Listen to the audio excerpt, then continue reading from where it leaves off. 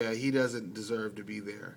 And as far as the Marquez fight that they're trying to make right now, I want to go ahead, since I'm talking boxing, a little off the subject, but Marquez, I really think has been a disappointment lately.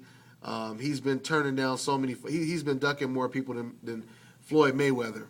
I really don't even think he deserves to fight Manny Pacquiao because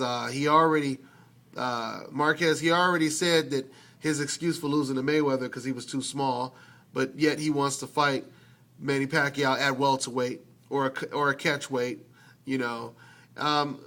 Marquez, he's been ducking everybody. First they tried to make the Amir Khan fight about 2 years ago. He turned that down. And then he fought. Who did he fight? He fought. Then he fought the Diaz rematch instead of the Khan fight. Then they tried to get him to fight. Who else did they try to get him to fight? They tried to get him to fight Maidana. They tried to get him to fight Bradley. Anybody at 140 who was a good fighter, they tried to get him to fight. He turned down all of those fighters. He kept fighting bums. Then Bob Arum said, if you want Manny Pacquiao so bad, go ahead. Why don't you fight Andre Berto at a catchweight? You know what I'm saying? Or I'm sorry, not at a catchweight. Fight Andre Berto at 147 so you can prove to me that you can fight at 147, and the winner of that fight will fight Pacquiao. He dismissed that. He turned that down. Then he went and fought Katsidis. Then recently, Golden Boy gave him a really good offer where they said either you fight Guerrero or you fight Zab Judah. You know what I'm saying? These are great fights for you. He turned both of those fights down. Now he's fighting David Diaz. I'm telling you, Marquez, you're supposed to be a fighter with heart, a Mexican fighter with heart. You know what I'm saying? Which a lot of Mexican fighters, they do have heart, but Marquez is not proving that. Him in particular, he's not proving that. So I don't think he deserves this third fight that he's been trying to get so long, and I don't even think he deserves to be considered pound for pound top 3 or in the top 5, which they have him ranked, because he's been fighting complete bums the last 2 years.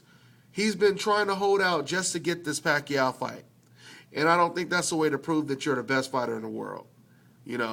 So saying that, like I said, man, I believe I want to see Pacquiao in the ring with either a Canelo Alvarez. I know he's not ready yet, but I'd rather see that or Tim Bradley. I think Tim Bradley would really give Pacquiao problems. I think Alvarez would really give Pacquiao problems. Sergio Martinez would, but Sergio probably is a little too big. A lot of people don't know this, but Sean Porter was really giving Sean Porter, a welterweight prospect. He was giving Manny Pacquiao a lot of problems in sparring.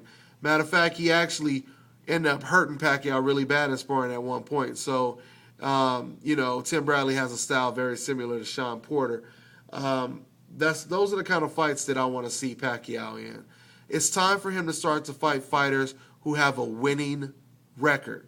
It's time for him to start fighting fighters who have been winning, who are used to winning. No more fighting fighters that are coming off of losses. So that's my take on the fight.